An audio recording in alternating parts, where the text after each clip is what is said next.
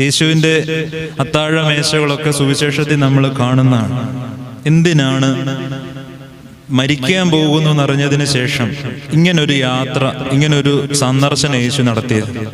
അത് പറയുന്നതിന് മുൻപ് ഞാൻ ഏറ്റവും സ്നേഹത്തോടെ ഒരുമിച്ച് ചിന്തിക്കാൻ വേണ്ടി ചോദിക്കുകയാണ്, നിങ്ങൾക്ക് പരിചയമുള്ള യേശു എങ്ങനെയുള്ള യേശുവാണ്?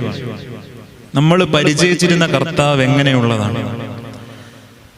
ഞാനതിനൊരു ഉദാഹരണം പറഞ്ഞാൽ, പ്രത്യേകിച്ച് ഈ ചിത്രകാരന്മാരായിട്ടുള്ളവരോടൊക്കെ ചിലപ്പോഴൊക്കെ ചിലർ ചോദിക്കുന്നതാണ്, എന്തുകൊണ്ട് നിങ്ങൾക്ക് ചിരിക്കുന്ന ഒരു യേശുവിനെ വരച്ചുകൂടാ?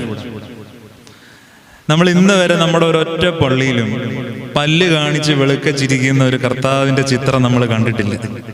കഴിഞ്ഞ 2000 വർഷത്തെ ക്രൈസ്തവ ചരിത്രത്തിൻ്റെ ഇടയിൽ ചിത്രകാരന്മാർ വരച്ചു വെച്ചിരിക്കുന്ന യേശു മുഖങ്ങളിലെല്ലാം ഒരു നേർത്ത വിഷാദ ഛായയുണ്ട്. നിങ്ങൾ ശ്രദ്ധിച്ചിട്ടുണ്ടാവും. ഒരു പുഞ്ചിരിയൊക്കെ വന്നു